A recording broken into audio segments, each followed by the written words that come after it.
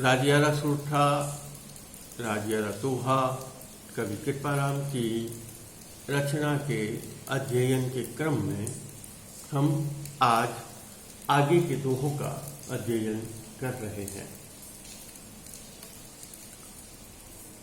जैसा मैंने आपको बार बार कहा है, फिर दोहरा रहा हूं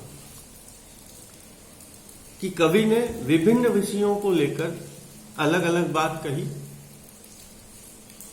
और कहीं तो वह बात बिल्कुल यथावत एक दोहे में दिखती है, वो दूसरे में दिखे, दूसरे में दिखे, तीसरे में दिखे, वही भाव, वही विचार दिखता है। लेकिन कहीं वह विचार बदल जाता है और वो विचार बदलने के कारण क्या होता है कि आपको लगता है कवि ने एक जगह अलग बात कह दी, दूसरी जगह अलग बात कह दी। यहां एक आगे आज जिस क्रम में हम दोहे का अध्ययन करेंगे उसमें वो बात आएगी। इसलिए मैं स्पष्ट करता हूं, जो मैंने आपको पहले भी बात कही थी कि कवि ने एक क्रम में बात नहीं कही, एक लगातार बैठ के दोहे लिखे। जैसे जिस रूप में जहां घटना हुई, कोई परिस्थिति सामने आई, कोई विशेष उल्लेख सामने आया और उसने वह बात कही।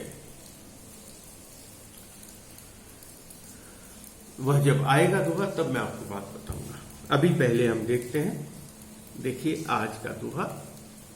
और इस दोहे में भी पहले जो दो दोहे परसों हमने जो किए थे, कल जो हमने किए थे, उसमें जो दोहे आए थे उसी में बात आई है वापस, थोड़े से रूप में वही बात वापस पुनरावृत्ति हुई है उसी विचार की। देखिए क्या है। मद विद्या धन मान, ओछा से चाले अवट, आधन रे उन्मान, रहे कबिरला राजिया। वापस पढ़ता हूं। मद विद्या धनमान, मद विद्या धनमान, ओछा से चाले अवट, आधन रे उन्मान, रहे कबिरला राजिया। एक एक अर्थ। मद का मतलब होता है घमंड या अभिमान। वैसे मस्ती भी है, लेकिन यहां वो अर्थ नहीं है।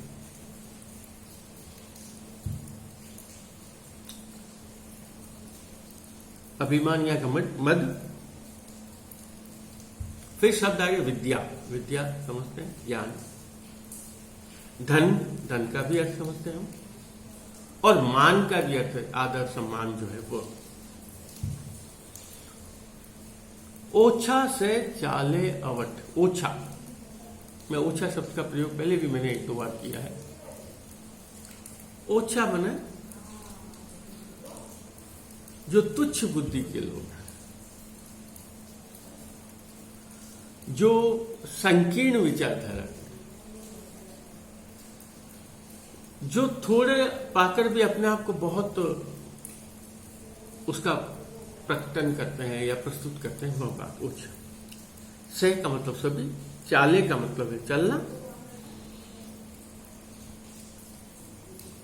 अवट का मतलब है गलत, बुरा, अनुचित, अन्याय, कुछ भी कहें। जो रास्ता अनुकूल नहीं है, दूसरों के लिए हो, उसके लिए तो अनुकूल है, उचित रास्ता नहीं है। आगे शब्द है आधन। आधन रे उन्मान। आधन कहते हैं जो खाना बनाते हैं वो शब्द को जानते हैं। हम दाल चावल वगैरह बनाते ना, तो पहले चाय भी बनाते तो पहले पानी चढ़ाते हैं, और वो पानी चढ़ाते हैं और पानी में जो उबाल आता है, गर्म होता है, उसको कहते हैं आधन। और आप इस बात को देखेंगे कि पानी को जब गर्म किया जाता है, जब उसको उबाला जाता है, वह पानी दूध की तरह, चाय की तरह, अन्य सब्जियों की तरह वो कभी भी उपन कर बाहर नहीं आता, वो अंदर की अंदर उबलता रहता है। ठीक है ना, ये तो आपने सबने देखा। और उसी दूध में, उसी पानी में यदि दूध डाल दिया जाए, उसी में अगर शक्कर डाल दी जाए, चाय डाल दी जाए, या कोई सब्जी डाल दी जाए, दाल डाल दी जाए, चावल डाल दिए जाए, आप देखेंगे 2 मिनट में वो क्या हो जाएगा, बाहर आ जाएगा। वो आधन जो उबला हुआ, उबलता हुआ पानी जो है। आधन रे उन्मान रहे क विरला राजिया। रहते हैं क मतलब कोई, विरला बिरले, बहुत ही कम राजिया। क्या कहा देखिए, कल हमने दो दोहे पहले देखे थे हमने, 104 नंबर का, 110 नंबर का। 110 में हमने बात करी थी सांप और बिच्छू का, उदाहरण बताया था। सांप की तुलना में बिच्छू का जो जहर होता है, जो विष होता है, वो बहुत कम होता है, लेकिन फिर भी वो उसका बहुत प्रकटीकरण करता है। और दूसरे उसमें था कि बहुत से लोग ऐसे होते हैं जिनको बहुत सम्मान मिल जाता है, सुमेरु पर्वत जितना, लेकिन वो अपने आप को बहुत छोटा ही कहते हैं ना, हम तो बहुत तुच्छ प्राणी, छोटे प्राणी। लेकिन कुछ लोग ऐसे होते हैं जो बहुत छोटे होते हैं लेकिन अपने आप को बहुत ज्यादा बतलाते हैं।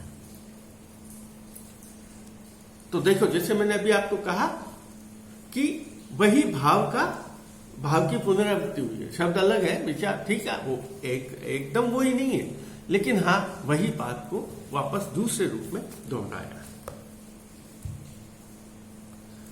तो उसने क्या किया, मद विद्या धनमान,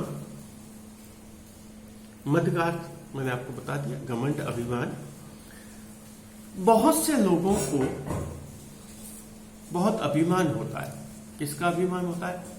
बहुत से लोगों को अपने सौंदर्य का अभिमान होता है, अपने रूप का अभिमान होता है, अपने रंग का अभिमान होता है, अपनी संपत्ति का अभिमान होता है, अपने अधिकार का अभिमान होता है, अपने धन का अभिमान होता है, अपनी सामाजिक परिस्थिति जो है उसका अभिमान होता है, पद प्रतिष्ठा, उसका बहुत घमंड होता है। और घमंड वही करते हैं जिनकी बुद्धि बहुत तुच्छ होती है। हर एक आदमी घमंड नहीं करता, और या यही है कि सभी लोग घमंड करते हैं, बहुत कम ऐसे लोग होते हैं जो उससे प्रभावित नहीं होते। लेकिन आगे चूंकि कवि ने लिखा ना, मद विद्या धनमान ओछा से चाले, जो ओछी बुद्धि वाले, जो निम्न बुद्धि वाले, जो हीन बुद्धि वाले, जिनकी विचारधारा बहुत संकुचित है, संकीर्ण है, इतने सारे मैंने आपको सब बता रहा। अंग्रेजी में समझना चाहे, जो बहुत मीन मेंटेलिटी के लोग हैं, वो थोड़ा सा भी उनके पास पद, पैसा, प्रतिष्ठा, सम्मान, पूछ, हमारे समाज में कहते हैं इसकी बहुत पूछ है, थोड़ा सा भी होने लगता है, वह व्यक्ति क्या हो जाता है? अभिमानी हो जाता है। और कवि ने उन लोगों को ओछा माना है, निम्न बुद्धि वाला माना है, तुच्छ बुद्धि वाला माना। मद विद्या धनमान ओछा से चाले अवट। और वो क्या करने लग जाते हैं? फिर वो लोग फिर कुमार्ग की ओर चलने लग जाते हैं, गलत मार्ग की ओर चलने लग जाते हैं। क्या गलत मार्ग की ओर चलने लग जाते हैं? वे लोग अपनी उस पद, प्रतिष्ठा, पैसा, सामाजिक परिस्थिति, उसका दुरुपयोग करना लग जाता है। दुरुपयोग का अभिप्राय खुद के लिए करे तो कोई अभिप्राय नहीं, लेकिन वो उसका प्रभाव दूसरों पर पड़ता है। अन्याय के मार्ग पर चलने लग जाता है, गलत मार्ग पर चलने लग जाता है, दूसरों के साथ अनुचित व्यवहार करने लग जाता है, कुमार्ग पर चलने लग जाता है। और उससे उनका खुद का भी नुकसान होता है और दूसरे उससे जो संबंधित लोग हैं उनका भी नुकसान होता है। तो क्या कहा? मद विद्या धनमान ओछा से चाले अवट। अब लेकिन इसके ठीक विपरीत उसने कहा बहुत, लेकिन कभी आगे इन सब से बचना बहुत मुश्किल है, लेकिन कवि यह कहता है इस संसार में बहुत से कम ऐसे लोग हैं, बहुत ही विरले लोग हैं जो आधन रे उन्मान रहे कविरला राजी। हमारे यहां कहते हैं वो बहुत जल्दी छलक जाता है।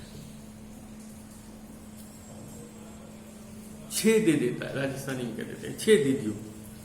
ऐसा व्यक्ति जो ओछे व्यक्ति है ना, बहुत जल्दी छलक जाता है, बहुत जल्दी छे दे देते हैं। लेकिन जो गंभीर, धीर, गंभीर व्यक्ति है वो कभी छे नहीं देते। छे देने का अभिप्राय आप समझ गए? छे देने का अभिप्राय है वो अपनी औकात को भूल के नहीं, वो अपनी शक्ति का दुरुपयोग नहीं करता, उसे कहा। लेकिन इस समाज में कवि क्या कह रहा है? ऐसे लोग बहुत ही विरले हैं। आदरण रहे उन्मान, रहे कबिरला राजिया। इस संसार में पद, प्रतिष्ठा, पैसा, नाम, शक्ति, इनके आने के बाद बहुत कम लोग ऐसे होते हैं जो उसके घमंड से बचे रह सकते हैं। या उसने कहा कवि ने, इस संसार में बहुत ही बिरले लोग हैं जिनके पास यदि किसी भी प्रकार की शक्ति, किसी प्रकार की क्षमता, किसी प्रकार का रूप, अभिमान, धन, दौलत, प्रतिष्ठा आ जाती है तो वे उसके दुष्प्रभाव से बचे रह जाते हैं। बाकी लोग बचते नहीं, लोग उसका दुरुपयोग करते ही हैं, उसका दिखावा करते हैं और उसका दुरुपयोग करके दूसरे लोगों पर उसका दुष्प्रभाव डालते। ठीक है, आगे बात समझ में चलेगा। अब देखिए, ये बहुत इंपॉर्टेंट है और बहुत अच्छा है दोहा।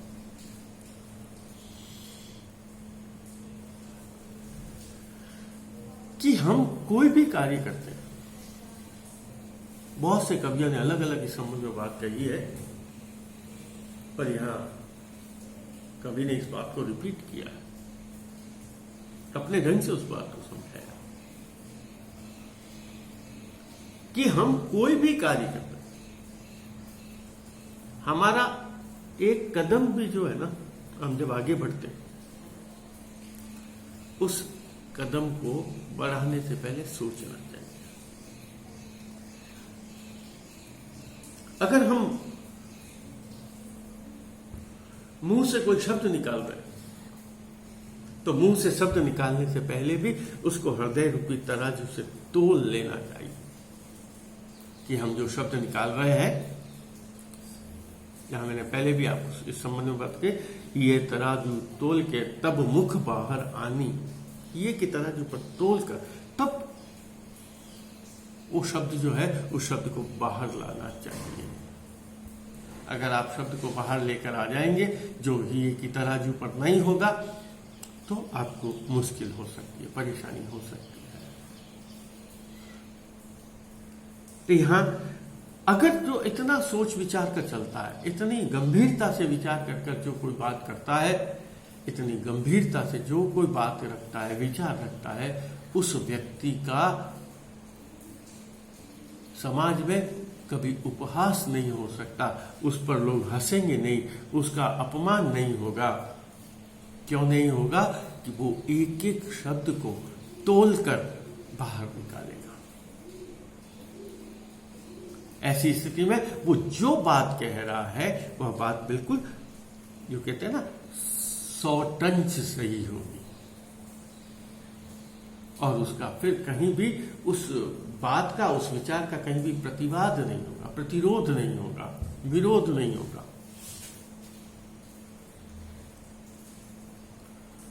तिरस्कार नहीं होगा, अपमान नहीं होगा, क्योंकि उसने जो बात रखी, जो कार्य किया, उसको बहुत सोच विचार कर किया है।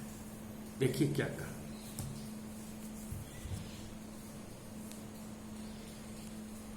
अब इसने जो शब्द है ना, वो यहां झगड़ा शब्द आया है। आप सोचेंगे झगड़ना, यहां झगड़ा जो शब्द है ना, वो जिस अर्थ में आप और हम समझते हैं वो झगड़ा नहीं, वो है द्वंद्व। द्वंद्व हम हमारे मन में करते हैं ना, ये करूं कि ये करूं, ये करूं कि ये करूं, ये जो विचार है ना, वो द्वंद्व चलता है, उसको झगड़ा का। कई बार हम अच्छा कार्य करना चाहते हैं, मन रोकता नहीं यार इसने मेरे साथ बहुत बुरा किया, इसके साथ भी वैसा ही करना चाहिए, ये बेकार आदमी, इसको तो इसका दंड मिलना ही चाहिए। लेकिन फिर आता है नहीं, हमें ऐसा नहीं करना चाहिए। तो ये जो हमारे विचारों का जो उठा पटक विचारों का जो आरोह अवरोह है ना, वह विचारों का आरोह अवरोह जो है वही तो मन से झगड़ना है, मन से वो द्वंद्व है। तो यहां उसने कहा, देखिए क्या बहुत सुंदर बात, मनसू झगड़े मोर पहला सू झगड़े पछे, त्यारा घटे न तौर राज कचेड़ी राजिया। देखिए कितनी सुंदर बात है, जो भी मैंने पहले एक दोहे की बात करी थी कि ये तराजू तोल के तब मुख बाहर आने। ये की तराजू पर तोल लीजिए, तोलते ना किसी चीज को, कम ज्यादा कम ज्यादा कम ज्यादा, उचित अनुचित, सही गलत, वो तोलना। तो मन में उसको द्वंद्व चलाना, मन में विचार करना, मन में उचित अनुचित, गलत सही, न्याय अन्याय, सही झूठ, इस सब का विचार करना। तो मनसू झगड़े मोर, अपने मन से ही झगड़ता है, मन में विचार विमर्श कर रहा है। मनसू झगड़े मोर, मोर का मतलब पहले ही, ये तराजू तोल के फिर मुख बाहर आनी। तो मुख से बाहर आए उससे पहले बैलेंसिंग करना, सोचना है, विचार देखना। मनसू झगड़े मोर पहला सू झगड़े पछे, फिर सामने वाले से झगड़ा करना। पहला यानी जो हमारे सामने बैठा उससे, सामने कौन है, जो जिससे भी हम बात करना चाहते हैं, जो भी पक्ष हमारे सामने है उससे बाद में झगड़ेंगे। उससे क्या कहना है क्या नहीं कहना है उससे बाद में बात करेंगे। पहले हमारे मन में बहुत अच्छी तरह से विचार करके फिर जो बाहर हमारे बात में जो बात दूसरों के सामने प्रकट करनी है वह बाद में बात आनी चाहिए। मन सू झगड़े मोर पहला सू झगड़े पछे। जो सामने वाला व्यक्ति है, जिसको बात कहनी है, जिससे संबंधित तथ्य है, जिससे संबंधित विचार है, उसको बाद में कहेंगे। पहले अपने मन में उसका बहुत अच्छी तरीके से विचार विमर्श करना है। और उसका परिणाम बताया है, मनसू झगड़े मोर पहला सू झगड़े पछे, त्यारा घटे न तौर। उनका त्यारा, उनका घटता नहीं है, त्योर, त्योर यानी विचार, मान, सम्मान। उनका मान सम्मान कभी घटता नहीं है, उनके कभी कलंक नहीं लगता, उनकी कभी बदनामी नहीं होती, लोग उनकी बुराई नहीं करते। त्यारा घटे न तौर, कब कहा, राज कचेड़ी राजिया, न्यायालय।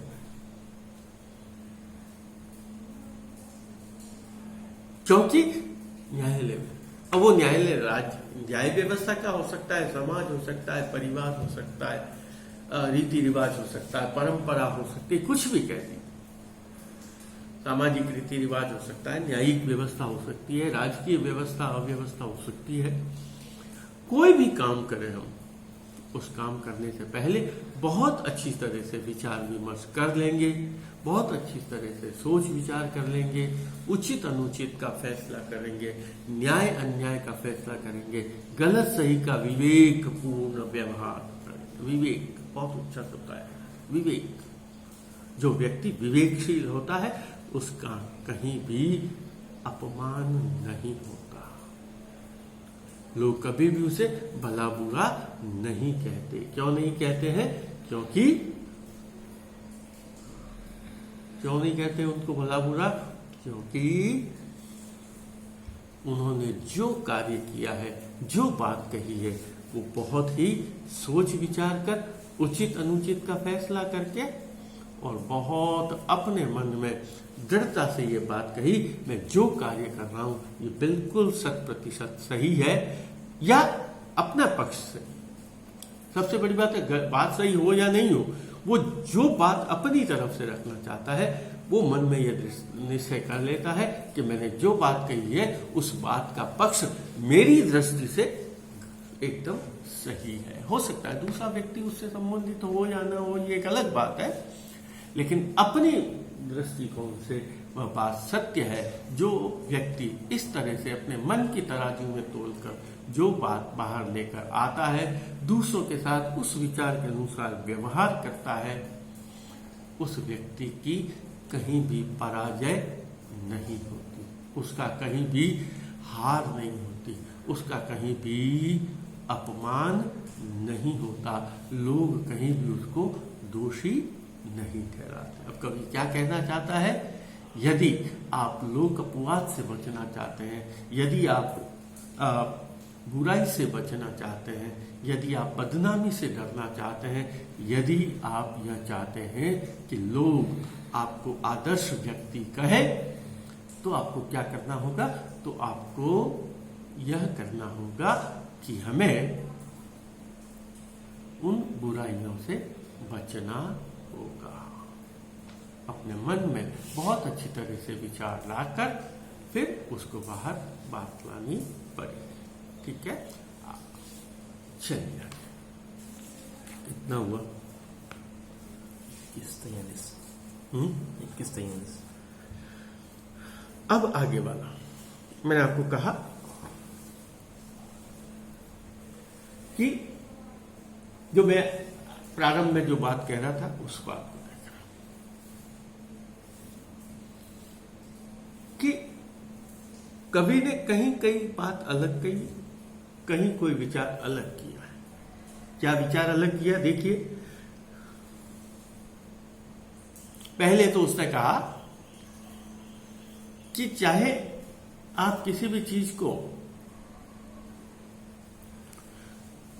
बुगले को यदि राजहंसों के साथ रख दिया जाए तब भी उसमें वो राजहंस की गति नहीं आए।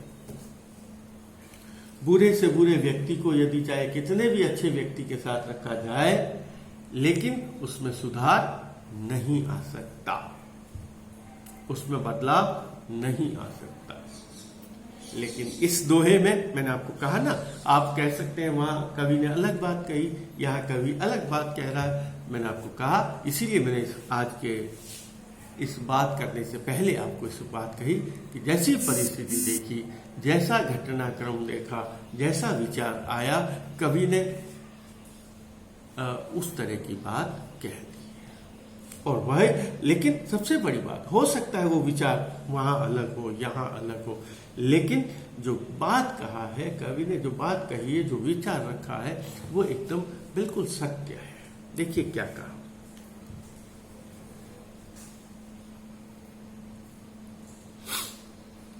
मलिया गिर मंझार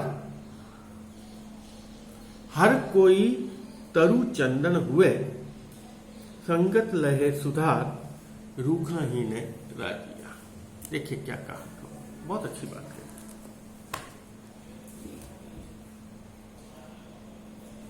जैसे या तो पहले कहा, आवे नहीं क्लास बोलन चालन री विवत, या तो कभी ने कहा नहीं संगत टीटोड़िया टोल राजहंसरी राजी। लेकिन यहां उसने कहा नहीं, संगत का असर पड़ता है।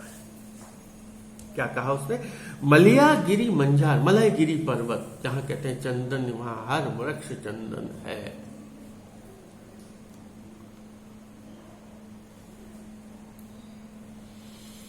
मलिया गिर मंझार, मंझार यानी बीच में, अंदर, बीच में, वहां उस क्षेत्र में।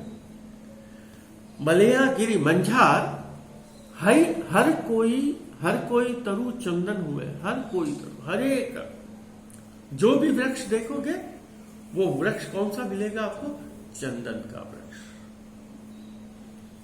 क्या कहा है कवि, सीधे रूप में कर, मलिया गिरी मंझार हर कोई तरु चंदन हुए, वहां मलयगिरी पर्वत पर, मलयगिरी के क्षेत्र में जितने भी वृक्ष मिलते हैं ना, वो वृक्ष काहे के दिखाई देते हैं? चंदन के। संगत लहे सुधार रूखा ही ने राजिया। लेकिन वो प्रभाव किसका है? हो सकता है वहां 100 में से 90 वृक्ष चंदन के हों और 10 वृक्ष दूसरे हों। लेकिन कवि यहां कह रहा है चंदन की संगति के कारण उन जो दूसरे 10 वृक्ष बचे हैं, उन वृक्षों में भी चंदन की खुशबू आ जाती है। और क्यों आ जाती है? क्योंकि संगत लहे सुधार, सत्संगत की। उन वृक्षों ने, जो दूसरे वृक्ष थे, उन्होंने किसकी सत्संगत की? सत्संग का मतलब फिर का भगवान का नाम वाला नहीं, सत्संगत का मतलब संगत करना, साथ में रहना, साथ में बैठना, साथ में विकास करना, वो है संगत। संगत लहे सुधार, उन दूसरे वृक्षों में जिसके चंदन के गुण नहीं थे, उनमें भी सुधार आ गया, उनमें भी विकास आ गया, उसमें भी सुगंध आ गई, उसमें भी चंदन की विशेषताएं आ गई। क्योंकि संगत लहे सुधार रूखा ही ने राजिया। उसने कहा अच्छी संगत में वो वृक्ष रहे, और अच्छी संगत में वो वृक्ष लेने के कारण भी वो वृक्ष चंदन बन गए, उनमें चंदन की विशेषता आ गई। संगत लहे सुधार रूखा ही ने राजिया। वृक्षों को भी सुधार देते हैं। तो कवि यहां यही कहना चाहता है कि यदि अच्छी संगत से, अब जो बात पर आया, उसने कहा, बात जो समझाना चाहता है कि मलयगिरी पर्वत पर खूब सारे चंदन के वृक्षों का वन है, और वहाँ जो दूसरे पौधे उगते हैं, जो दूसरे पेड़ उगते हैं, उनमें भी वह चंदन की विशेषता समाहित हो जाती है, उनमें भी चंदन की खुशबू आ जाती है, उनमें भी चंदन के गुण आ जाते हैं। कवि यहाँ यह कहना चाहता है, राजिया को संबोधित करते हुए कवि कृपाराम, कि जब संगत से, जब अच्छी संगत पाकर वृक्षों के गुण में, वृक्षों की विशेषताओं में, उसके धर्म में परिवर्तन, या धर्म का मतलब मैं विशेषता ही कहना चाह रहा हूं, उसके धर्म और गुण में यदि परिवर्तन आ सकता है, तो यदि बुरे व्यक्ति को, या बुरा भी व्यक्ति नहीं है, साधारण मनुष्य को भी यदि अच्छी संगत मिल जाती है, तो उसमें भी उसी अच्छी संगत के गुण आ जाते हैं, और वह व्यक्ति भी महान बन जाता है। आज इतना ही, धन्यवाद।